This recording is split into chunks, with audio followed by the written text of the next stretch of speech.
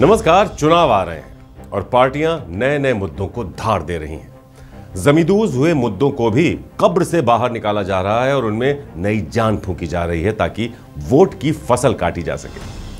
मध्य प्रदेश, राजस्थान और छत्तीसगढ़ के सियासी अखाड़े में पस्त हुई कांग्रेस अब पहलवानों के अखाड़े में दांव पेच करने पहुंची है। कुश्ती संघ के विवाद के शांत होने के बाद अचानक राहुल गांधी हरियाणा के झज्जर के उस अखाड़े पर पहुंच गए जहां बजरंग पूनिया पहलवानी करते हैं।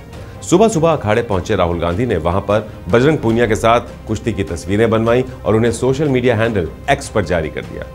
अभी हाल ही में खेल मंत्रालय ने कुश्ती संघ को भंग कर दिया था और कुश्ती संघ के नवनिर्वाचित अध्यक्ष संजय सिंह को उनके पद से हटा दिया था। इसके बाद कुश्ती संघ के पूर्व अध्यक्ष रहे बृजभूषण शरण सिंह ने पत्रकारों से बात करते हुए कहा था कि उनका कुश्ती संघ से कोई लेना देना नहीं है और वो अपने राजनीतिक जीवन पर ही फोकस बनाए हुए हैं। बृजभूषण अब कुश्ती संघ और उसकी राजनीति का नाम तक नहीं लेना चाहते हैं। तो कुश्ती संघ भंग होने के साथ ही पहलवान और बृजभूषण के बीच घमासान पर भी विराम लग गया था। साक्षी मलिक ने कुश्ती से संन्यास ले लिया था और बजरंग पूनिया ने अपना पद्मश्री भी लौटा दिया था। इसके बाद विनेश फोगाट ने भी अपना पुरस्कार लौटाने का ऐलान किया था। सवाल यह है कि अब इस मामले में राजनीति पर विराम लगने वाला था। ऐसे वक्त में राहुल गांधी अचानक झज्जर के अखाड़े में पहुंच गए।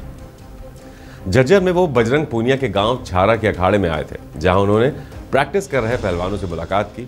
राहुल गांधी करीब पौने एक घंटे तक अखाड़े में रहे। उन्होंने नए पहलवानों से कुश्ती संघ और पहलवानों के बीच हुए विवाद को लेकर भी बातचीत की जो उनके एजेंडा पर था और जिसकी वजह से वो अखाड़े पहुंचे थे। पूनिया के मुताबिक राहुल अखाड़े में पहलवानों का रूटीन देखने आए थे कि एक खिलाड़ी का जीवन कैसा होता है।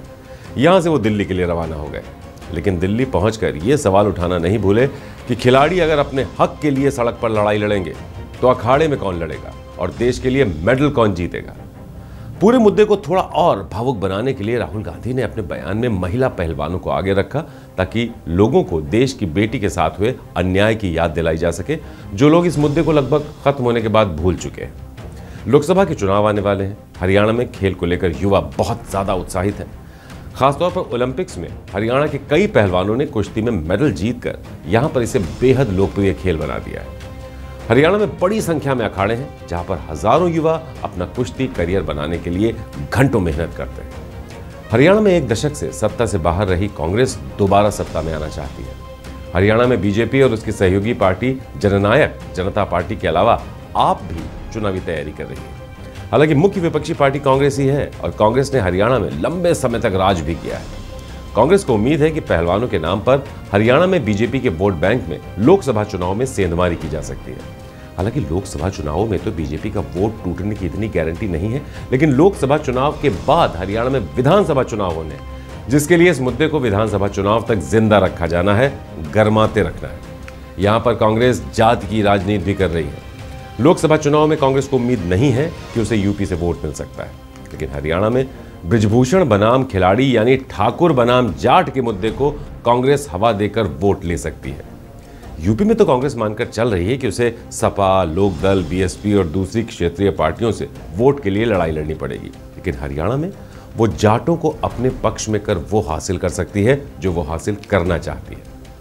यही सोचकर कांग्रेस के नेता धरने पर बैठे पहलवानों के बीच बार बार गए और उन्हें यह एहसास दिलाने की कोशिश की कि भारतीय जनता पार्टी को ज्यादा फिक्र बृजभूषण शरण सिंह की है जो ठाकुर जाति से आते हैं, जबकि बृजभूषण के खिलाफ खड़े होने वाले ज्यादातर पहलवानों का नाता जाट जाति से है। तो कुल मिलाकर कांग्रेस कुश्ती संघ के इस पूरे कांड पर न केवल यूपी और हरियाणा वाली राजनीति करने की रणनीति अपनाए हुए है, बल्कि जाट बनाम ठाकुर की राजनीति भी उसके एजेंडे का हिस्सा है।